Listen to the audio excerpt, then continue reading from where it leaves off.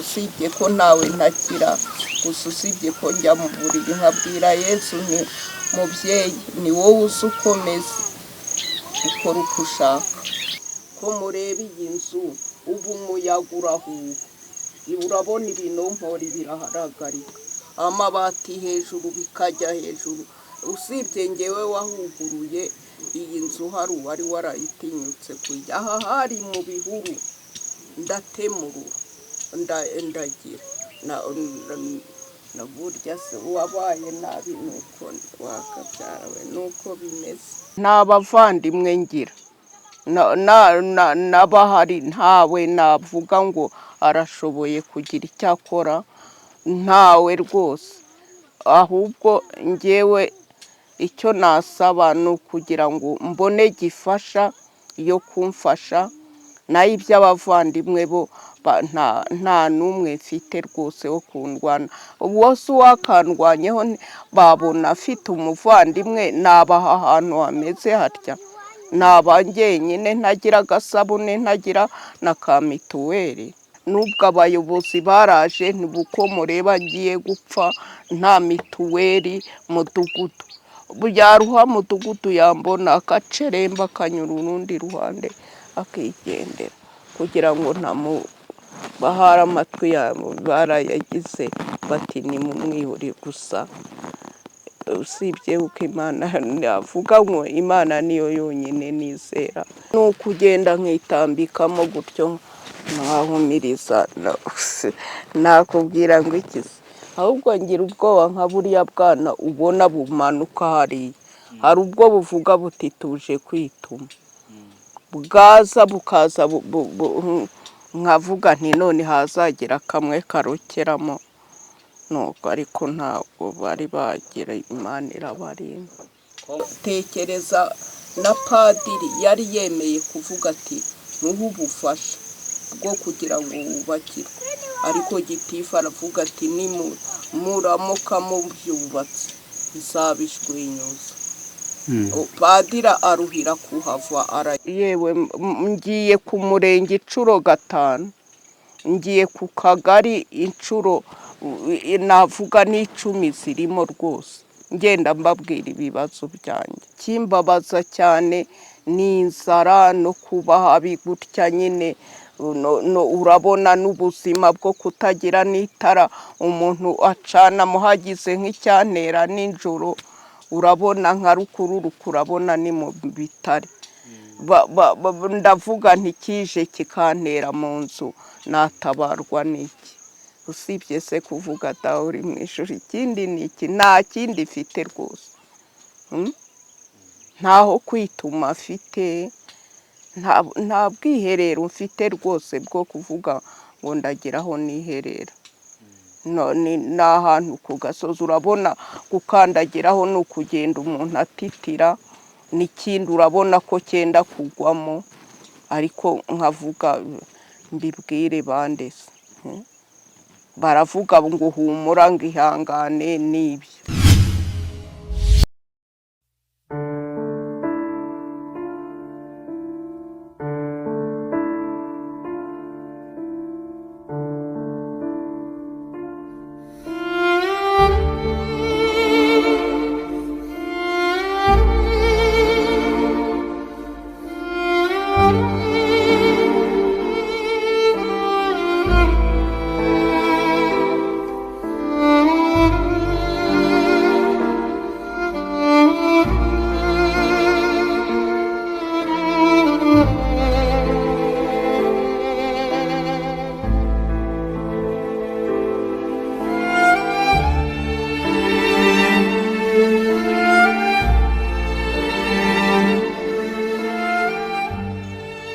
twasuye hano umukecuru utuye mu mudugudu w'Urugenge akagari ka Runzenze umurenge wa Mageragere akarere ka Nyarugenge nitwa Nyirahirwa Virginia ni amahoro buhoro buhoro ariko ubuzima bwaranze nyine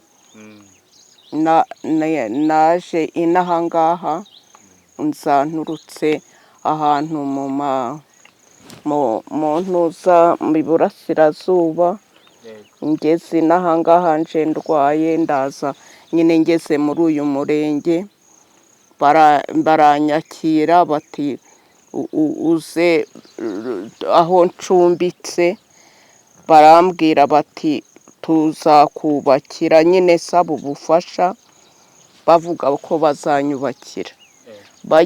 Bavuze kunyubakira rero bigeze igihe irangamuntu yanjye barayihanyibira aho ncumbitse. Indangamuntu nayirutseho nyuma rero ndagira barambwira ko bazayimbonera, irangamuntu narayibuze. Ubwo nibwo bambwiye bati noneho tujya kwifotoza kuri polisi. Nagiye kuri polisi, navuye kuri polisi bati jya mu ntuza niba ari ku irembo jyayo. Ubwo ndagenda baravuga bati genda noneho uzayibona, uhumura uzayibona. Ndagenda none narategereje, abandi ba nyuma yanjye barayibonye, irangamuntu narayibuze. N'ibyangombwa byose bari babinyibye, nta na kimwe mfite. Na za mituweli reka da, ndarwara nkarwariraho, Imana yonyine akaba ari inyunamura. Nta mituweli ifite. Ubwo ngubwo barambwira bati noneho wafashwaga no muri buriya bufasha bw'amafaranga ya VUP. Bati noneho babonye ubukene mfite, bati abantu bati rwose nimurebe ikintu mumufasha, bati nabura mumushyire no kumugereka. Bati ntabwo twabona umugereka tutabonye irangamuntu. Ubwo n'amafaranga ya VUP naje kubabazayo, nafataga iyo ngiyo bambwira umubare wayo, ariko ngo ari kuri ntuza, ariko bati ntacyo ushobora kubona udafite irangamuntu. Waba se waregereye ubuyobozi? Narabibegereye, nibo bambwiye umubare w'amafaranga ariyo. Irangamuntu yawe waba warigeze se ujya kureba ko yaje ku murenge? Ego baba, ntagiye ntajyayo rwose, ku buryo bagezeho bakambwira narirutse ku kagari, narirutse mu midugudu, narirutse ku murenge. Umurenge ugeraho umbwira bati uyu mukecuru ntazongere kugaruka ahangaha, ejo atazagwa ku gasi.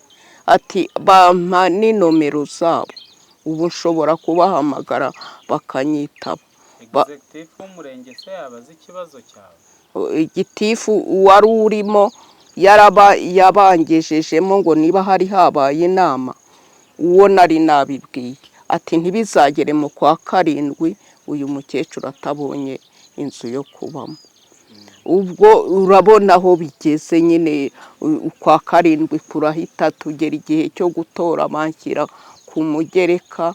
Na n'ubu ngubu ndagenda bati ntacyo ushobora gukorerwa, nta kintu ufite ku ntuza. Ubuyobozi bw'akagari se bugufasha iki iyo ugiye?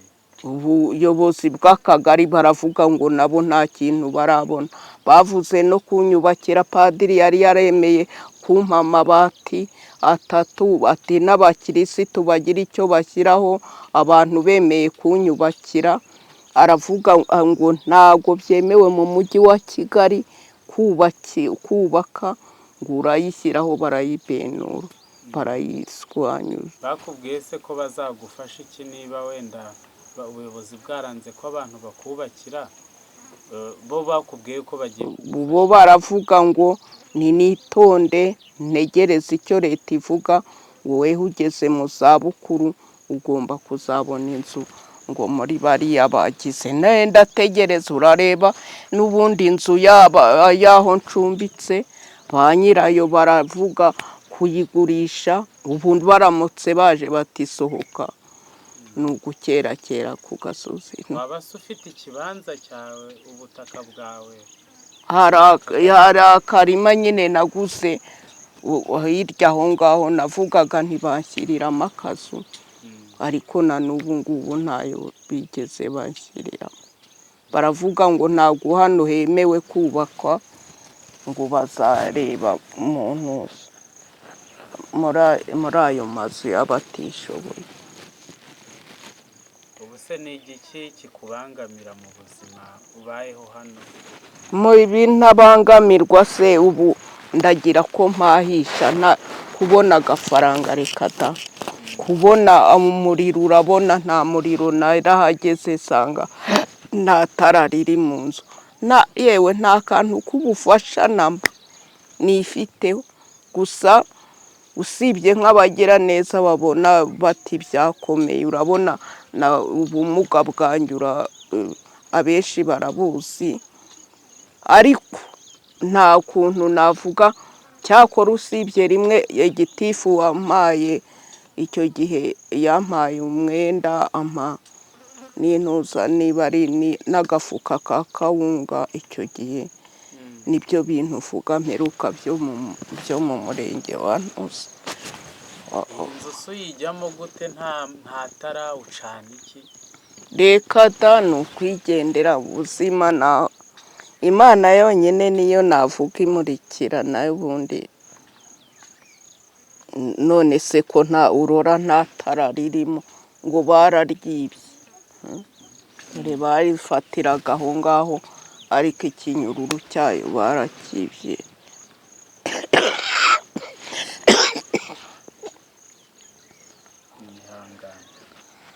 N'ubwo buzima nibera, urabona wese yaratengutse, mpamagara mu mudugudu nibo baje bashingamo utwo duti byari byahanutse byaguyemo hasi, bashingamo uduti tugira gutya kugira ngo mbonaho nituma, urabona ntaho, reka da ni ukugenda nkitambikamo gutyo nkahumiriza, nakubwira ngo ikize, ahubwo ngira ubwoba nka buriya bwana ubona bumanuka hariya, hari ubwo buvuga buti tuje kwituma, bwaza bukaza nkavuga nti none hazagira kamwe karokeramo, nuko ariko ntabwo bari bagira, Imana irabarinda. Nabyo ni ukujya kubaka tuwarete ngo ukajya ku murenge, kandi nabwo cyeka umuganda uje ukawumva, none se urabona ni hehe ubona ndi wa muntu? ubuyobozi bw'akagari bwaba buzi yuko uba ahantu hatagira tuwarete? ubu se we ntahagera benura aya mazu ntibahitaha cyangwa kwakanga amafaranga y'intuza, none se si bo bashyirishijemo ibyo biti kugira ngo mbonaho nisohokera? ubu se nk'ikibazo cyo kurya hano urya gute? yewe ibyo kurya byo rwose usibye kugira gutya nkabona umuntu ugize ati w'umugira neza, ureba atameze gutya, najya kubona nkabona ampaye akantu. Mubwiye ko muri iyi minsi bwo navugaga ntindapfuye, ariko burya Imana ni Imana, ntago ari bayari. Naragize mbona umuntu araje, mbaze Imana nti Imana ndapfuye, ubwo naje kugira gutya mbona umuntu bwanazana n'abandi bantu, nuko umwe azana utuntu gutya undi gutya mu kiganza, nuko mbona umuteko ndateka. Ubundi ni ukwirira imboga, imboga nuko numpaye nk'utwumbati, imyumbati yanjye nanjye ngo ndahinga, biragenda bihinduka nk'ibitirigongo kubera izuba, biruma n'imbere, ariko si njye njyenyine Mana. ubu se ufite imbaraga zo kujya mu murima?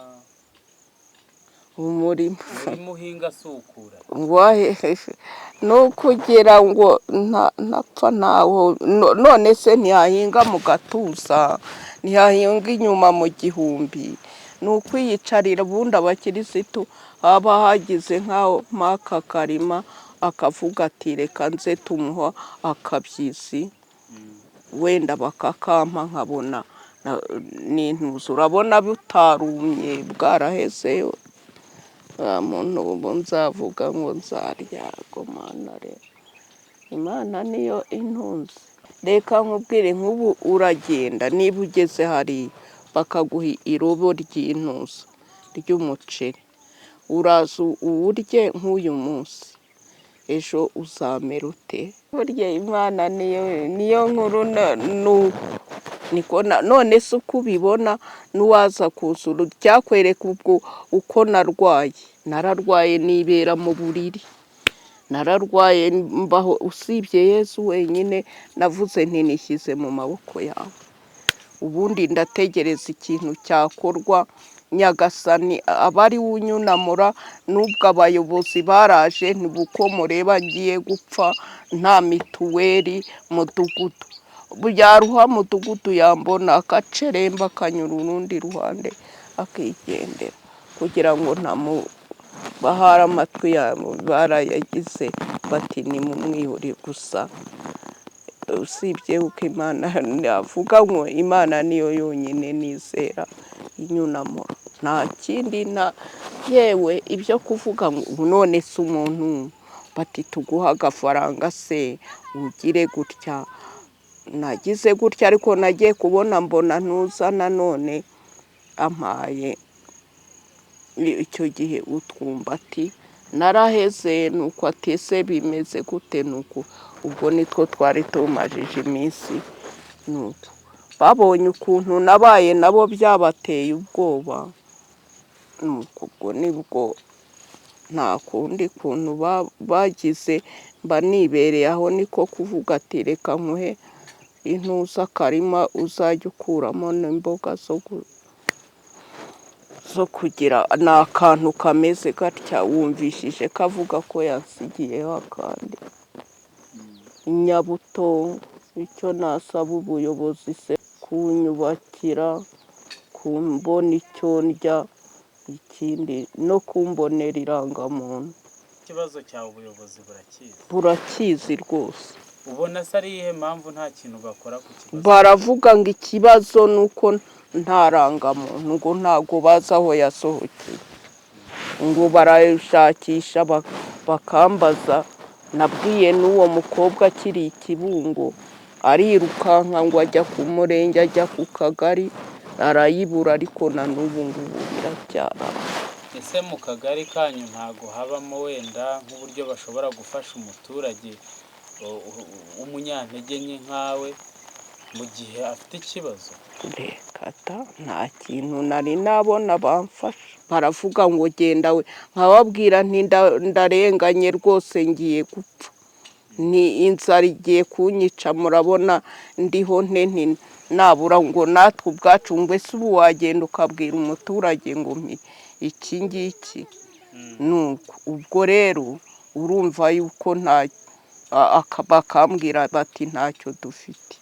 Yewe ngiye ku murenge inshuro 5, ngiye ku kagari inshuro navuga n'10 zirimo rwose, ngenda mbabwira ibibazo byanjye.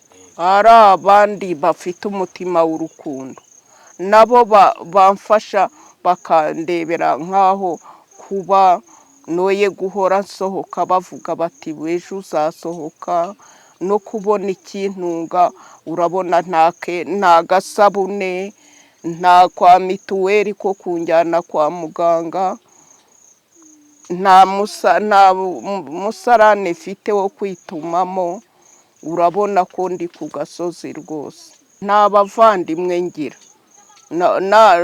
n'abahari ntawe navuga ngo arashoboye kugira icyo akora, ntawe rwose. Ahubwo ngewe icyo nasaba ni ukugira ngo mbone gifasha yo kumfasha, nayo iby'abavandimwe bo nta n'umwe mfite rwose wo kundwana. Wose uwakandwanyeho babona afite umuvandimwe, nabaha ahantu hameze hatya, naba njyenyine ntagira agasabune, ntagira na ka mituweli, ndaho meze nabi, nuko nta muntu wo kumfasha mfite rwose, nta bufasha mfite, ari ukurya, ari kuvuga mituweli. Kimbabaza cyane ni inzara no kuba habi gutya nyine, urabona n'ubuzima bwo kutagira n'itara umuntu acana muhagize nk'icyantera nijoro, urabona nka rukururuka, urabona ni mu bitare. Ndavuga ntikije kikantera mu nzu, natabarwa n'iki? Usibye se kuvuga dawe uri mu ijuru, ikindi ni iki? Nta kindi mfite rwose, nta bufasha mfite rwose. Reka nkwereke, ubu yabaye arawugirira neza. Reba ukuntu kwituma ku gasozi, usibye ko umuntu yanga kwandarika umwanda, ariko urabona ko ari ahantu hameze nabi. Nanjye kujyamo ni ukugenda ntitira, ahubwo imvura nigwa ni ukuzumva narokeyemo. Ntaho kwituma afite, nta bwiherero mfite rwose bwo kuvuga ngo ndagira aho niherera. Ni ahantu ku gasozi, urabona gukandagiraho ni ukugenda umuntu atitira, n'ikindi urabona ko cyenda kugwamo, ariko nkavuga mbibwire bande se? Baravuga ngo humura, ngo ihangane, n'ibyo, nta kindi bambwira. ubona se impamvu ikibazo cyawe kitihuta ari iyi? Ni ukutagira ukukivugira, ntaho mfite mvuga nyine nabwira. None se abo mbwira ko ari uko bambwira, bakavuga bati natwe ni ukwigenda wihangane utegereze imyaka, ukaba ureba ihise. Hari ndabona niba uyu majije kuhamara umwaka niba ari n'igice, ndahangaha ubona nta gifasha, nta hirya nta hino.